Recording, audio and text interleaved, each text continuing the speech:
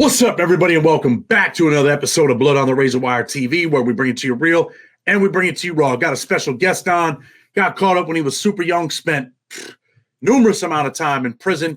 He's been through some things, done some things, seen some things, but this is the reality of prison. Anyway, Ricky, tell the people who you are, where you're from. We'll talk about you, and we'll also plug your YouTube channel, bro. All right. My name's Ricky Dye, and I went to prison when I was 15 years old, Chad. I was there for 20 and a half years in the state of Oklahoma. I went for murder. Me and some kids were running away from home, and the clerk ended up getting killed. If you like, I can go into the details on what happened with that. I want to say thank you, Chad, for you giving me a hand up, man. We had so many subscribers. Subscribers really made this happen by insisting to you and me both that they wanted to see us do a video. So appreciate all those guys as well. It's all good. Yeah, man, let's talk about it. You're 15 years old. You run away from home. You know, there's a lot of kids out there, man, they're 14, 15, 16. They're out there killing people, man. They're going to spend the rest of their lives in prison, some of them, right? So, yeah, tell us what happened, man. So Chad, for me, I had a good upbringing, man. I can't say I wasn't loved or I was abused or anything like that. My dad left when I was young, about 8 years old. And my mom was left to raise me, two little brothers, a little sister. She marries another guy. He has two kids younger than us. So there's six of us. And we were real poor. And whenever I was 15 years old, I just started high school in ninth grade. And, you know, at that age, there's a lot of peer pressure, man, from your friends to try to fit in and be like everyone else. And I was real poor. I lived about a mile from school, and I would walk there because I was embarrassed of the car my dad would take me to work in, to school in. So I was that kid that wouldn't turn down a dare. I was good at sports. I was popular with the other kids. So to make up for the fact that I was poor, I wouldn't turn down a dare. You dare me to do something, I'm going to go do it. So I was having a lot of problems at home. I got it in my head somewhere that my mother didn't love me. And I wouldn't have made this mistake, and she spent the next 20 years showing me she did. But for some reason, I got it in my head that my mom didn't love me, and we were going to run away from home to California. This 14-year-old kid that's with me, it ended up being a 14-year-old. I was 15, and there was a kid that was 16 that had a license. So this 14-year-old tells me that if we can make it to California, his dad sells heroin. He wakes up every morning on a beach. He's got all this money. If we can just make it down there, this guy's going to give us all a car piece. He's going to give us $1,000 a piece and a fake ID.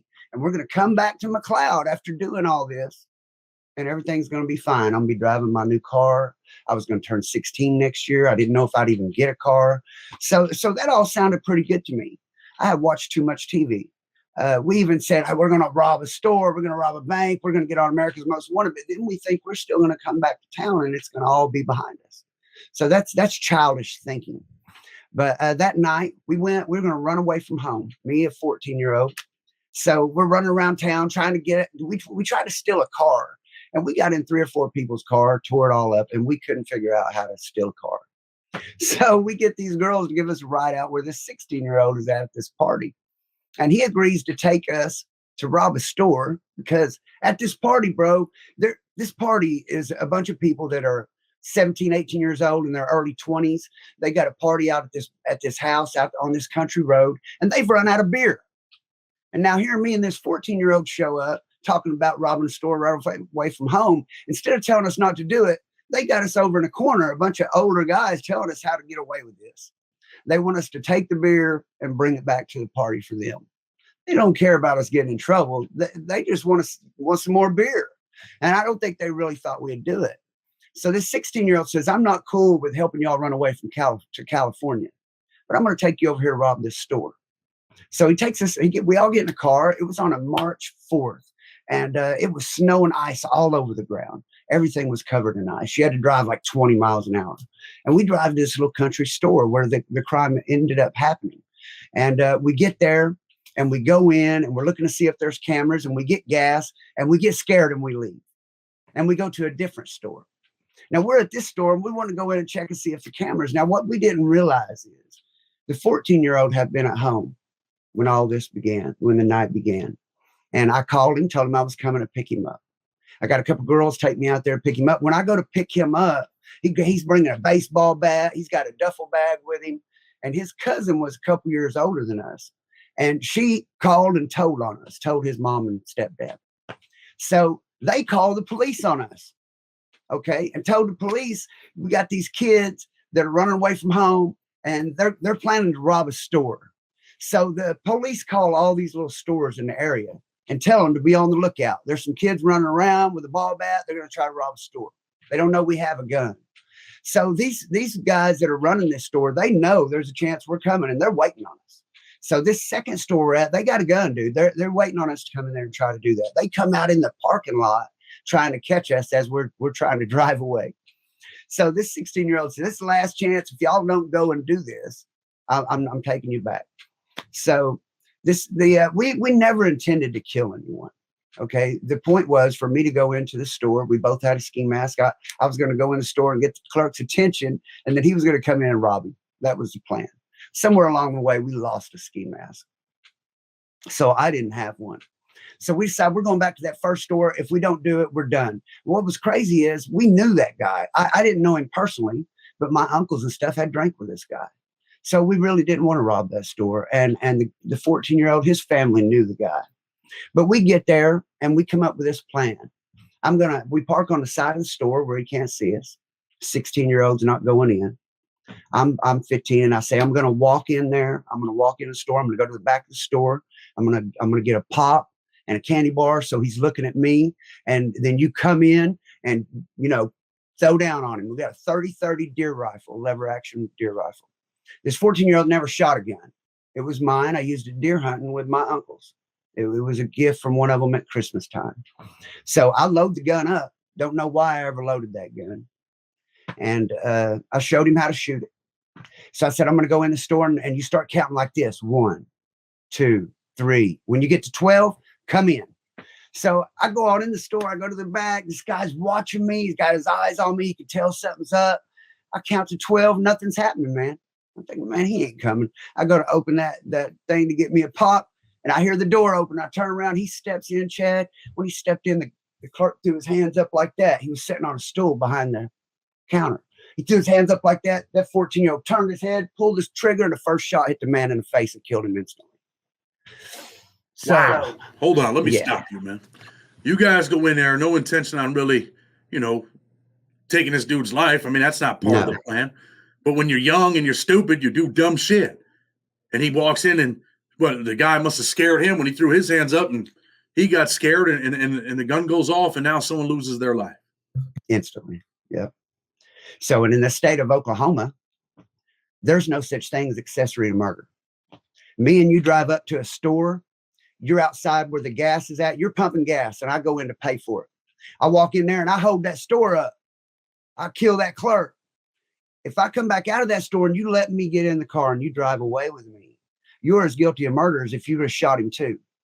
May as well turn shooting a dude, because you're just as guilty as me, unless you want to turn state's evidence to get out of it. I want to ask you this. I mean, you're going to talk about the law here in a minute, but I want to ask you this. After dude gets hit, what do you do? Do you run out of the store? Oh, shit, brother. So whenever he shot him, I was supposed to take the money out while he held the guy up. And he was supposed to, once he got held up, I'm supposed to get some beer. Fuck the beer. I forgot about the beer. Okay. So as soon as the shot goes off, dude, that shit was so loud. It was a little bitty store, and a smell, dude. There's a smell that I will never, ever forget it.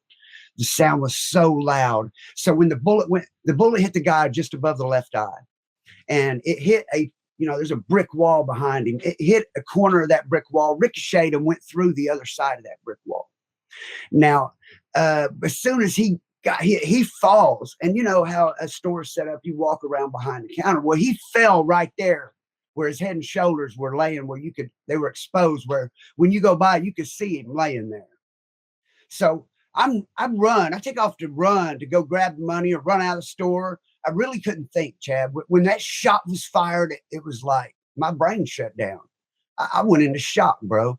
It was nothing like what you see on TV. Nothing like, because when I turned around and I seen him shoot the dude. I seen his head explode, bro. There's a little bitty hole in the front. It didn't even really bleed, but the back of his fucking head was gone from that 30-30. And I did a lot of deer hunting with my uncles, and I seen them. I seen those deer when they die, the way they convulse and shake, the way their eyes look. And when I went to run, I looked down at him and I seen him. Dude, he was doing that shit. Like when a deer is shot, and I couldn't fucking move, bro. I was stuck there. I couldn't quit looking at it. I'm just standing there staring at this guy. In the meantime, this 14-year-old, he takes off running to go get some beer. And when he runs by, he hits me with his shoulder. Hey, man, get the money. Kind of snaps me out of it. And he goes and grabs this beer. He's grabbing beer. He runs it out to the car. In the meantime, I'm at the cash register now. I can't fucking think.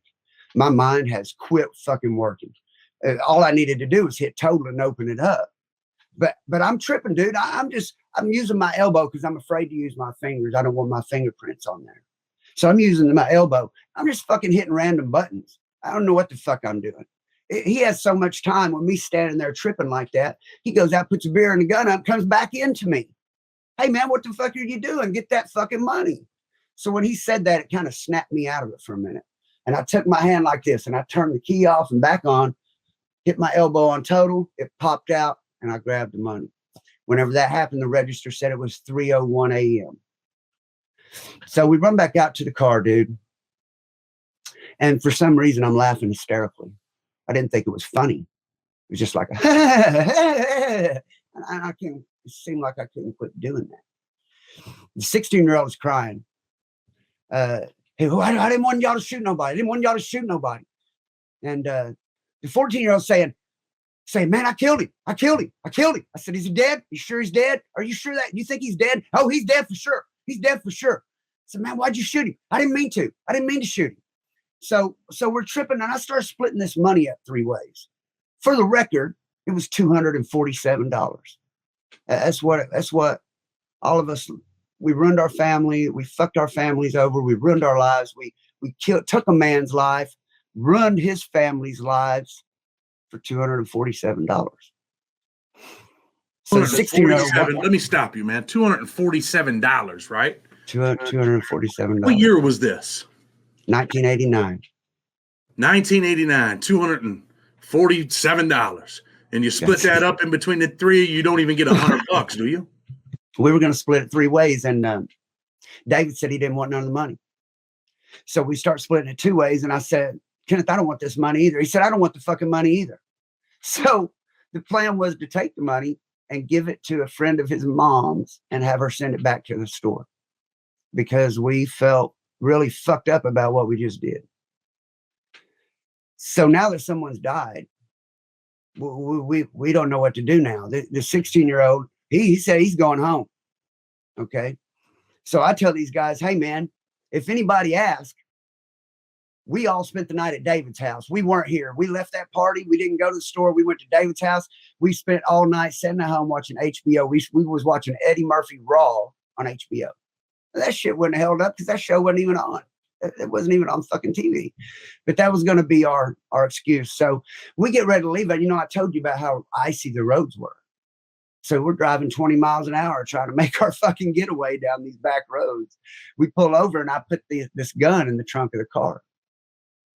So we make it back to David's house. And behind his house was an old shed and didn't have a roof on it anymore. And instead of taking the gun in the house, I went and laid it outside in that old shed. And it was snowing, sleeting, and it fucked that gun up where when it come time to do ballistics, they couldn't tell when it had been fired.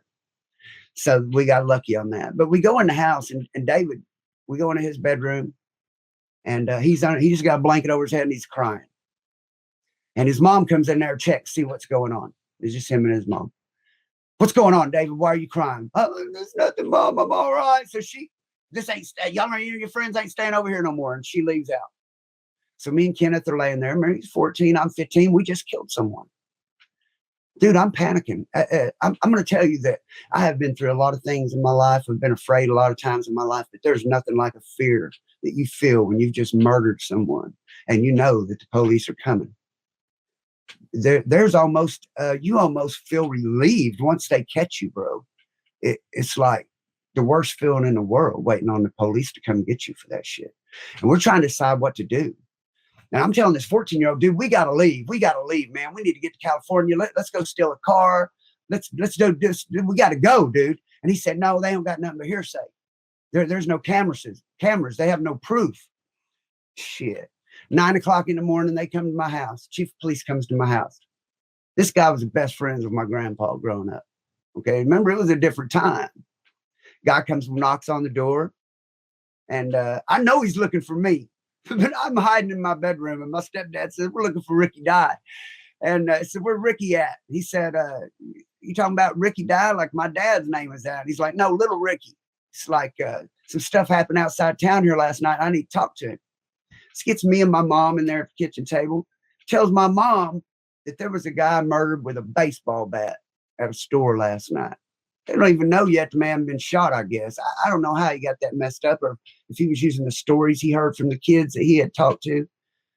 But I sat there and denied that shit outright, bro. I didn't have nothing to do with it. I didn't know nothing about it. He believed me. He said whenever he testified that I acted like I didn't have nothing to do with nothing. And that kind of looked bad on me because I didn't look like it even fucked me up. So he leaves. But when he leaves, my mom knows me, bro. And she took me in the bathroom and she's like, you did it, didn't you? You fucking tell me the truth. Were you have anything to do with that? And I'm talking to my mom. And now I have never been in trouble in my life. I went to church every Wednesday and Sunday. I was a straight A student in school. I never even been to fucking principal's office. Never spent the night away from home except for the church camp. So I tell my mom, I was there, Mom, but I didn't do it. This other kid did it. He shot him on accident. I was just there. My mom's like, oh my God, he did it. Oh my God, he did it. My mom had a nervous breakdown on the fucking spot. So they get my mom settled down and we decide we're going to go up to my uncle's house and decide what to do with me. And my mom has 6 kids. They're poor. She's thinking about trying to run with all of us. Okay.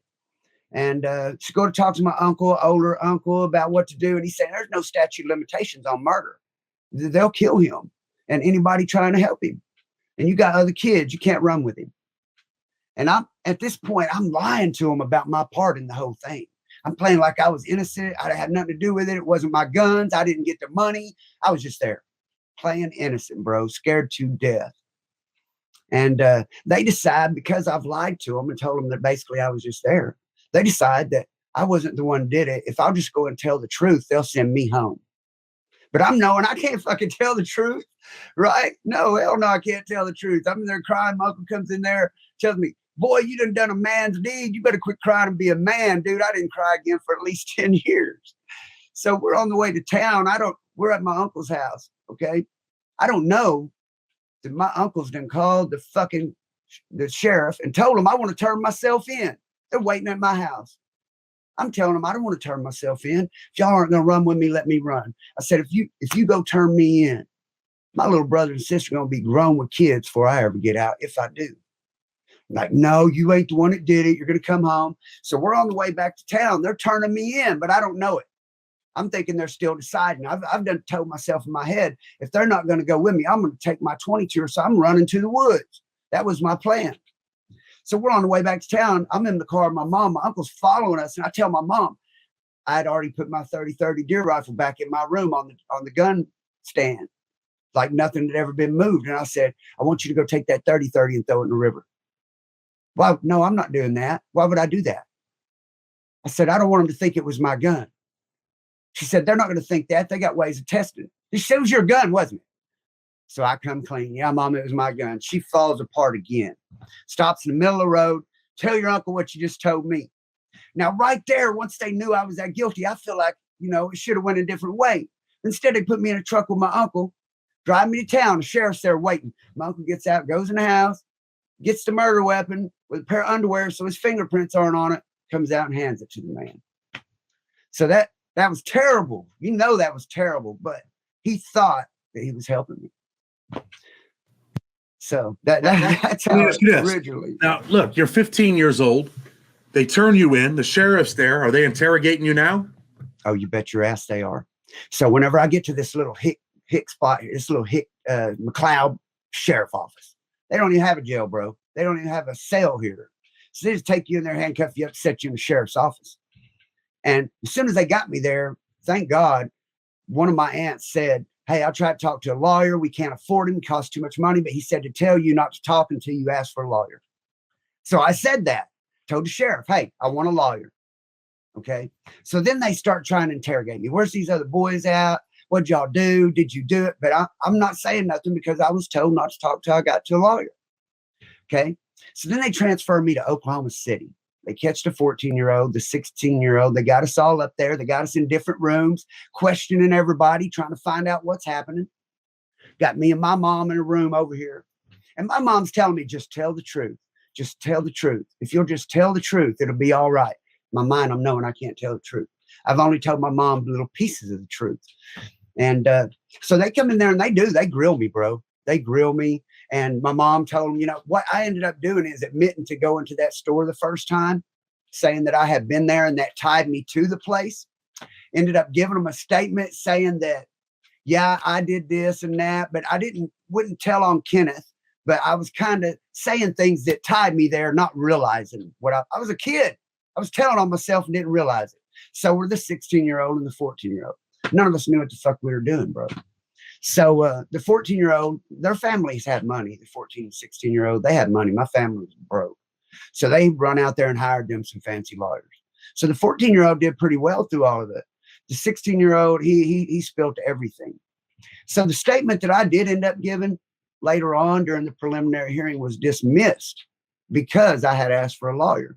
And they grilled me anyhow, and I was only 15 years old. So all that was dismissed. The way they ended up getting us was, so you cannot be convicted solely on the testimony of a co-defendant, right?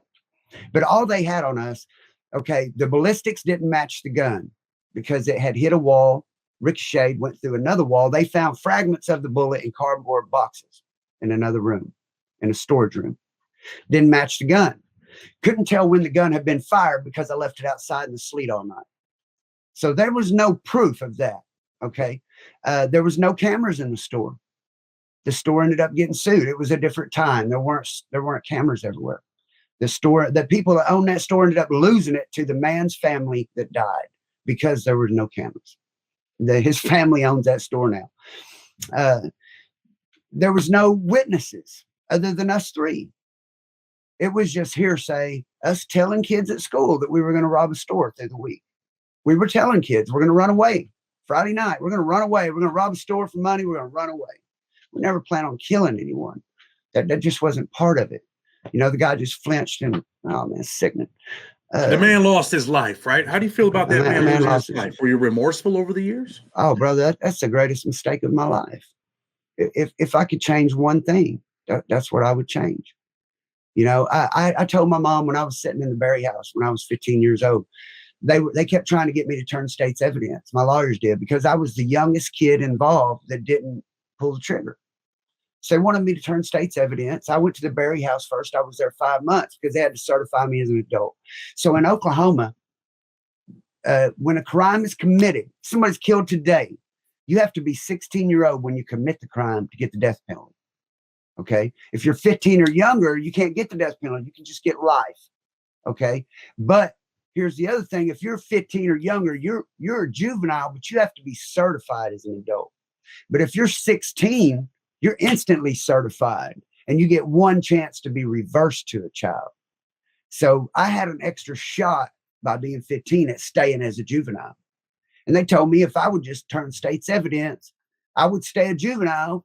I would go to Raider, which is a juvenile detention center, a maximum security juvenile detention center, and I would get to come home when I was 18. But I told my mom, I didn't know what a rat was, Chad. I can't say I did it because I'm some hardened convict that wasn't going to be a rat. I didn't know what a rat was. I'd never been in trouble. I just knew that in my heart, I felt like I was as big a part of it as Kenneth was. And so I wasn't going to sink him so I could get out of it. I just didn't feel right. I told my mom, if I did that, Mom, I'll be in my own prison the rest of my life. I said, Mom, if they put me in prison the rest of my life, I deserve it. I killed somebody. I really felt that way. I know this sounds crazy, bro, but I had nightmares about that dude every night, man. I would be laying in my bed. I wake up in the dream. There was a window right beside my bed, and I look out that window, dude, and that dude's standing there looking at me with a bullet in his head, and there's blood flowing behind him. And he says, "Why'd you do this to me?" And he pulls a gun out and shoots it. Bam! I wake up sweating. You hear me? The shit was terrible. And one night I got down on my knees and I prayed about it, and I told that man I was sorry. And those nightmares went away. So I feel that the Lord has forgiven me. I've spoke to the family of the man. I have one of his family on my Facebook list. They support my videos. I've talked to his sons. I was going to make these videos unless they were okay with it. Damn, man. Listen, let's talk about this, right? Wow. Okay. So you go to trial, you get found guilty, right? Mhm. The other guys go to trial too, or do they cop out? So no, I didn't go to trial. Okay. So the 16-year-old, one day we're all in the tank together in the county. They don't know where else to put us. We'd all been certified as adults. They couldn't put us with the adults yet because we hadn't been sentenced as adults. Couldn't put us with juveniles because we had been certified as adults. It's got us three in a little tank by ourselves. One day they come get him and take him out, 16-year-old. And he tells me that he's just getting ready for trial. Then my lawyer comes back over there later in the day and says, David's over there telling everything on y'all. He just turned states. He's over there testifying and said he's making it sound like you're Charles Manson and Kenneth is your faithful follower. Said, we're lucky I was over there today so I could have heard everything that was said. Said, we're going to have to make a deal. She said. So she said, we could try to fight this for all the reasons I explained to you all ago about the evidence. But she said, there's also a chance you end up in prison for the rest of your life. So I'm going to try to make you a deal. So that's what they did. So what they did is originally this DA that was over our case, it was her last juvenile case. And she was going to make an example of us, bro. She was shooting we were originally charged with armed robbery and first-degree murder.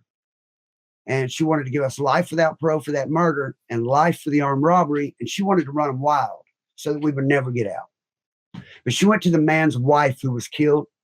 And this is a small town where everybody knows everybody. All of our families know each other's families. Everyone knew that we didn't intend to kill that man. We've told our families, they've told their families, everyone in town knows what's happened. And this woman says, hey, I want them to go to prison.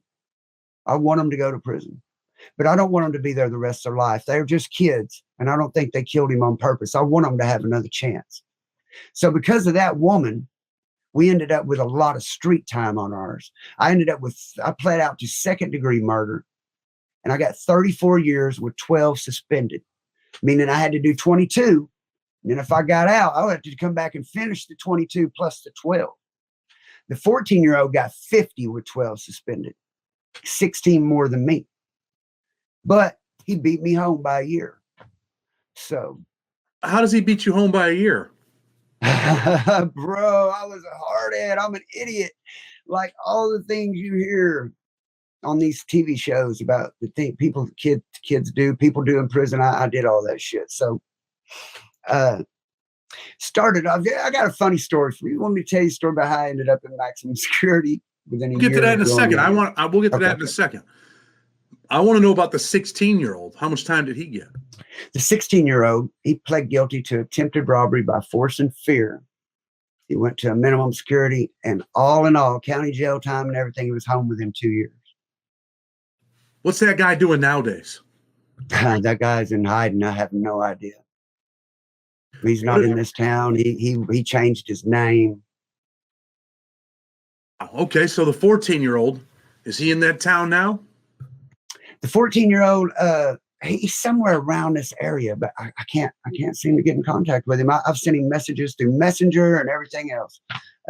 So I found that a lot of people, once that kind of stuff's behind them, just don't want to talk about it, or they change their names. They don't want to talk about it. It's kind of embarrassing.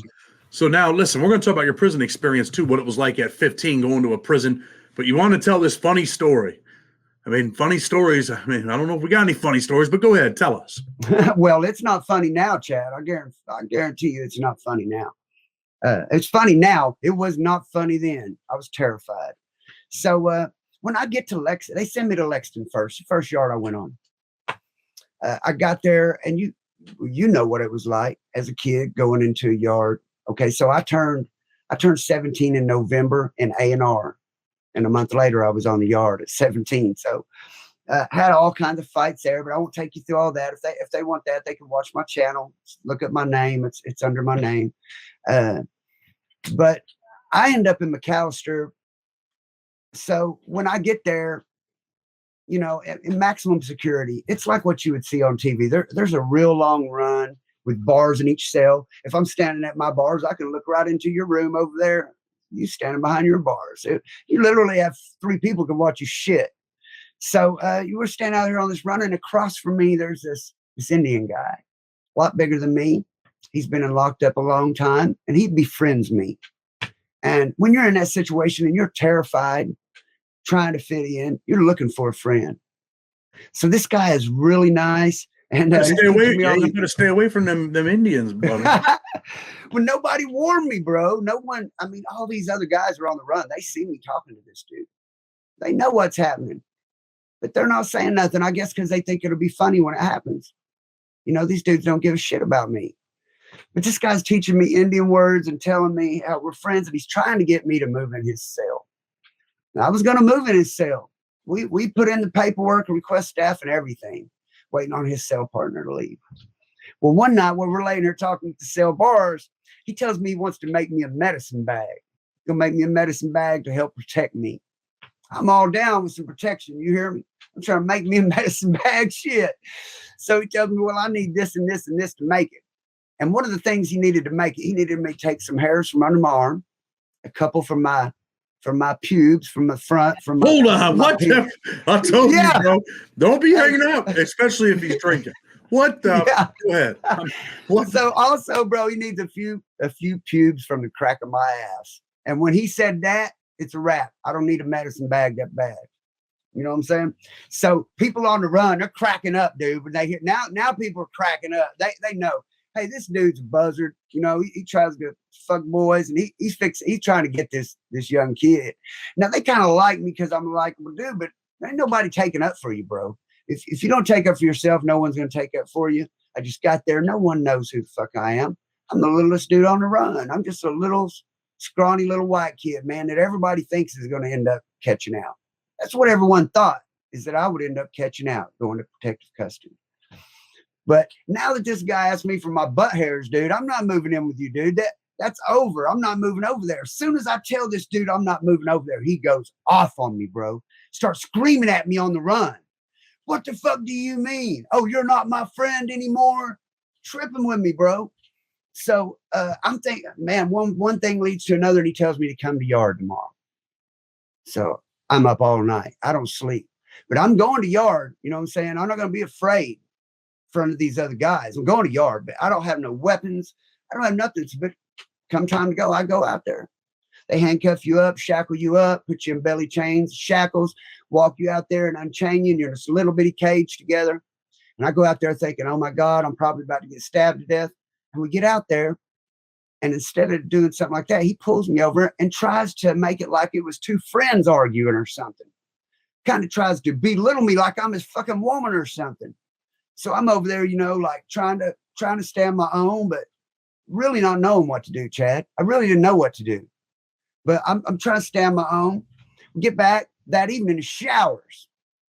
So I'm thinking, well, he didn't jump on me. So now here's another thing that's fucked up. When they do showers, they do 5 people at a time. That's 2.5 cells. These motherfuckers are trying to skip showers to get in the shower with me, Chad. They want to see me in the shower. These motherfuckers want to take a shower with me. You go take a shower. Goddamn, dude, I was so fucking nervous. I didn't know whether to face the wall or put my back to it. Because half these motherfuckers are looking at my shit and the other ones are looking at my ass. I'm so fucking nervous, man. I'm a kid. My shit's all drawn up, dude. I was fucking embarrassed up in that motherfucker. I'm standing there taking a shower. This Indian dude's managed to get in the shower at the same time as me. Now, they shackle you up, put handcuffs on you, take you to the shower. It's like a cage with 5 guys in it. They lock the door and they leave. There's no one watching you. So I'm standing there showering. Stop you. You got handcuffs on? What, you got a shower with cuffs on? They take the cuffs off once you're in the cage. Okay, so I'm standing there showering, facing the wall. And this dude touches me on my lower back, right above my ass, and says, let me use your shampoo. Dude, when he did that, I just turned around and stole on that motherfucker. But the thing is, I wasn't big enough to knock nobody down. So I hit him 2-3 times. Now we're wrestling butt naked in the fucking shower. In a minute, you hear these keys running down here, and all these guys, here comes the police.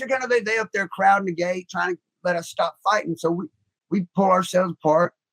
And the next day, they end up taking this dude down the hill to H Block. When you get down on H Block, that's like the most secure lockup they have in Oklahoma. It's underground, single cell. You know what I'm saying? Most of them are single cell. There's some double cells down there. Now, at the time, they had a big overflow. There was a big rush of people in Oklahoma, people going to prison, nowhere to put them. And they were taking and using some of those cells down there, some of the double cells, they were using them as holding cells until they shipped people off to the feds or to a minimum security, different places they needed to send them. It was just like an overflow. And they mess around and put that Indian guy in a cell with a 19-year-old kid that was on his way to minimum. And that night, he raped that dude. He broke his back. He broke his jaw. They said his testicles were swollen up the size of softballs. And that kid ended up dying. And his family had a big lawsuit on McAllister. And that's a dude I damn near moved in the cell with, bro. That could have been me. That should have been me. You know, if he wouldn't ask for the butt hairs, that shit would have been me.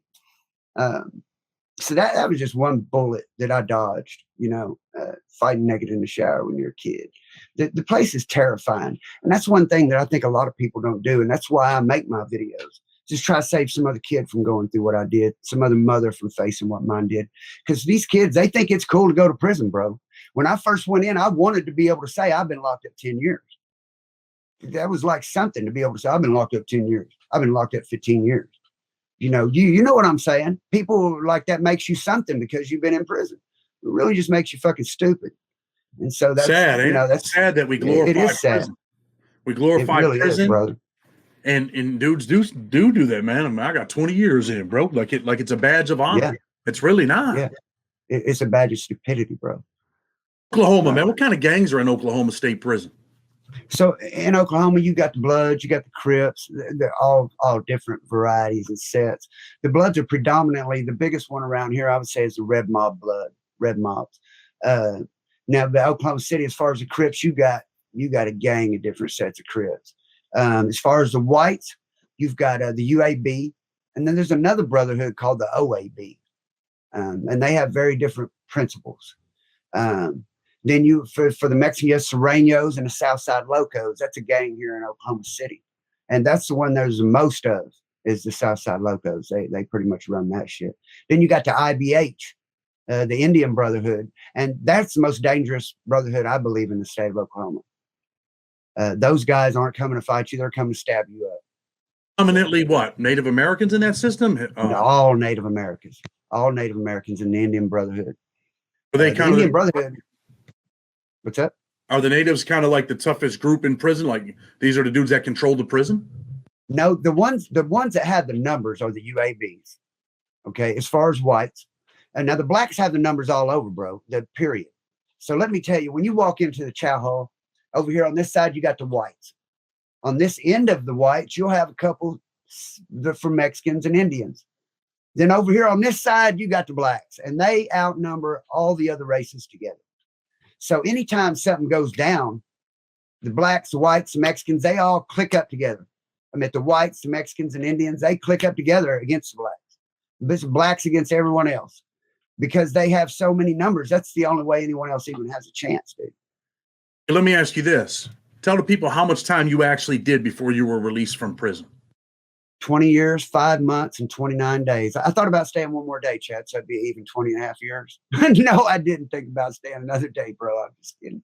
So, yeah, I was a day short of 20 and a half years, bro. And I didn't get out and come back in. I didn't go to a minimum. And then, you know, I was in medium security the whole fucking time, except for the year I spent in max. I got a battery on the staff. Yeah, go ahead. You got an assault and battery on the staff? Yeah, that's what ended up putting me in McAllister was an assault on the staff, and it gives you 13 points for the remainder of your sentence. And so that made me a maximum security inmate the rest of the time I was in. But they overrode it to let me get to a medium. But because of that, I can never go to a minimum, that and that murder charge. So they didn't even stagger me out of prison, bro. I was in solitary confinement, and an hour later, I was walking around Walmart. So, you know, there was no preparedness for getting out for me. How long did you spend in solitary confinement? So at that time, I spent about 2 weeks. So my wife was a guard at the last prison I was at, bro. She came to work there 6 months before I got out, and I got there 6 months before I got out. We almost got there at the same time. And she was going through divorce. we started talking. One thing led to another, man. And we were on the phone talking about what we would do when I got out. And this black dude that knew about it, about us talking on the phone, he tried to steal my watch, bro. And he thought I wouldn't fight about it because I was going home in a week or two.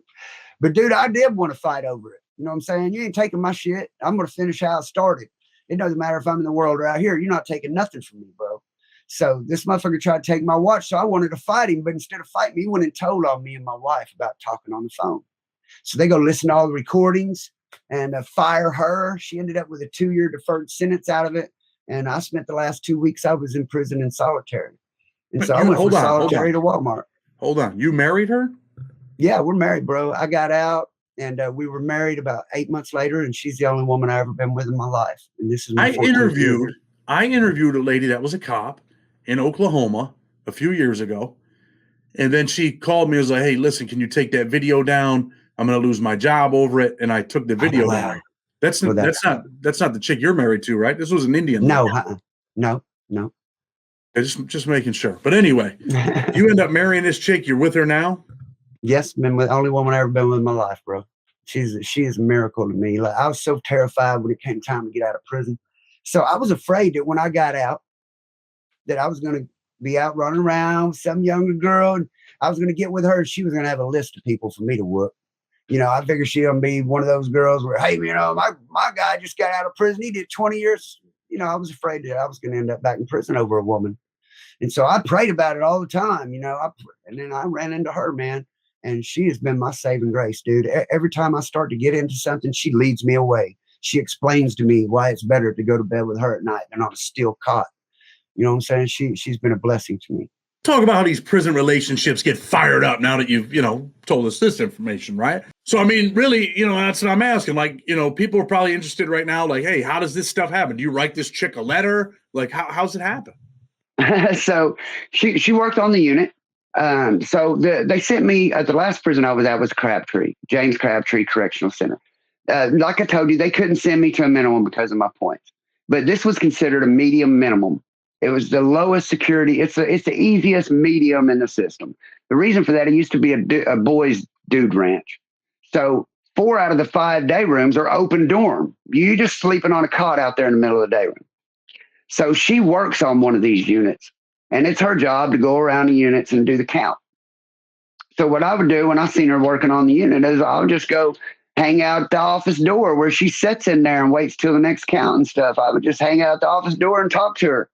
Hey, what you got going on? I'm fixing to get out of here, man, and sick in a few months. You know what I'm saying? She told me she was going. At first, when I seen her, she had a wedding ring on, so I wouldn't mess with her because I grew up religious and I just not with messing with another man's wife. But all of a sudden, I noticed she don't have a ring on anymore.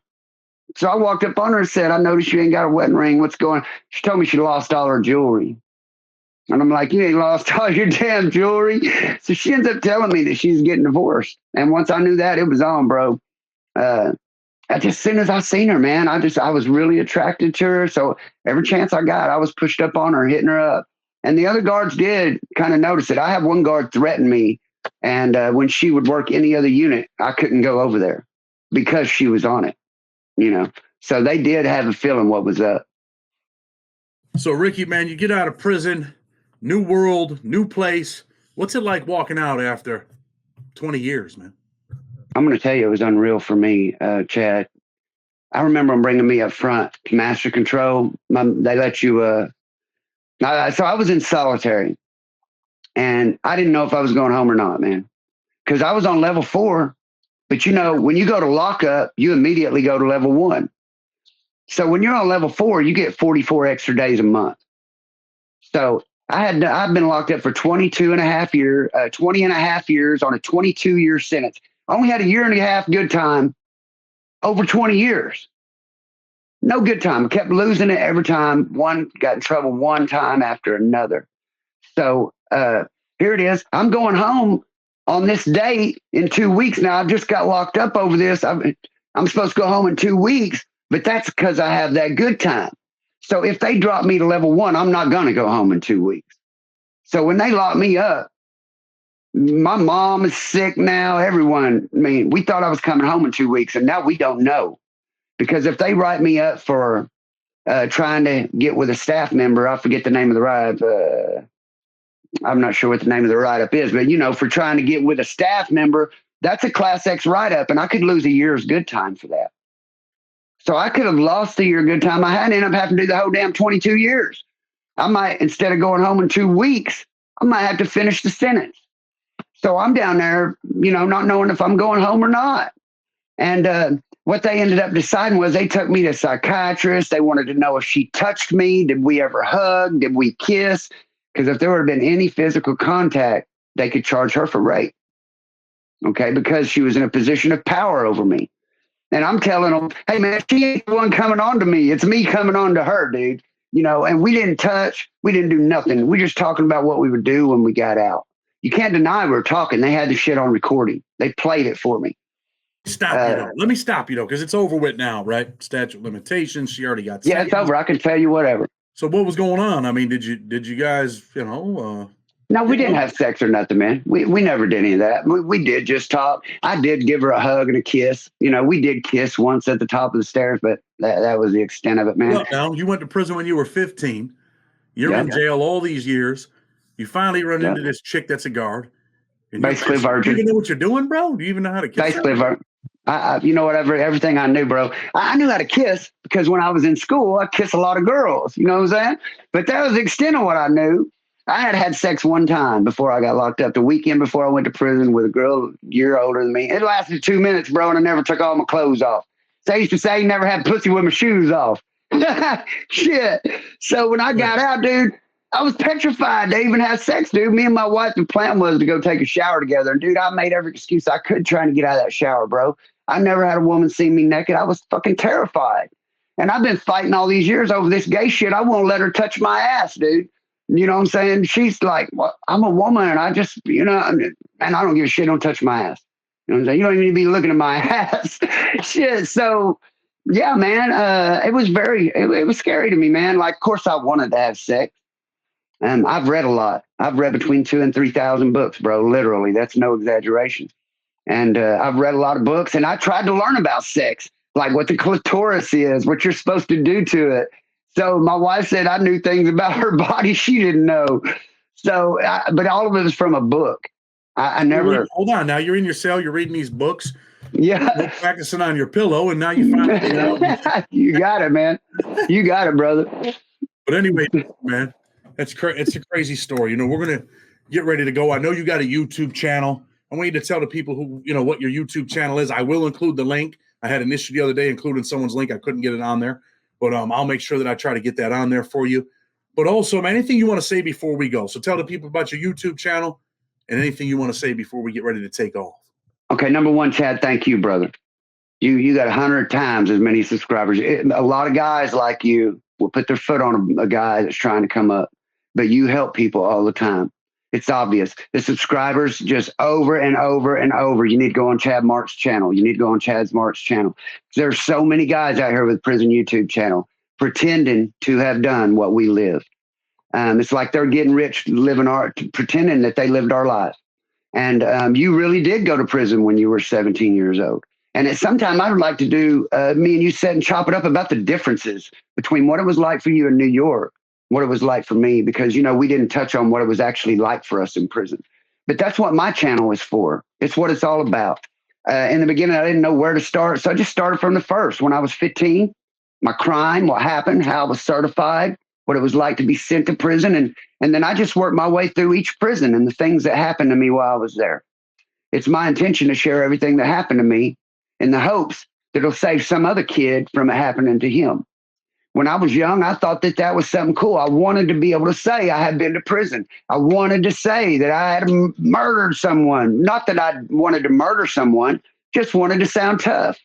And I want people to realize that's not the way. It takes a much tougher man to get up and go to work every day, regardless how you feel. Take care of your family when people around you have more than you, and not be sour about it, to still be in a good mood and be a good example for your family. That's a good man, and that's what takes strength.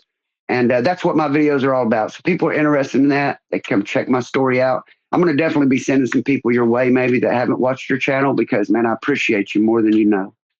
Well, I definitely appreciate you. What's the name of that channel? You just look up my name, Ricky Dye, RICKEYDYE. It's right here on the screen underneath my name. I just use my name because I didn't. Fine, you're just you. So now, before me, we baby. do go, you talked about kids and stuff. What message would you give to a kid on the wrong path? I would tell them this, man, that the people who you think are your friends today, you may never even talk to again when you're grown. Don't worry about what your friends are doing. Just be you, man. Worry about you. If you're a young person, you've only got a few years before you're of an age where it's all up to you from there on. So take advantage of the few years you have before it's all on you to listen to the people around you and get ready for it, because you're going to have plenty of time to do it all on your own. Well, listen, Ricky, man, I definitely appreciate you coming on. I'm going to tell people, if you like what we're doing, hit that like button. With respect, Blood on the Razor Wire TV. Until tomorrow, we're out.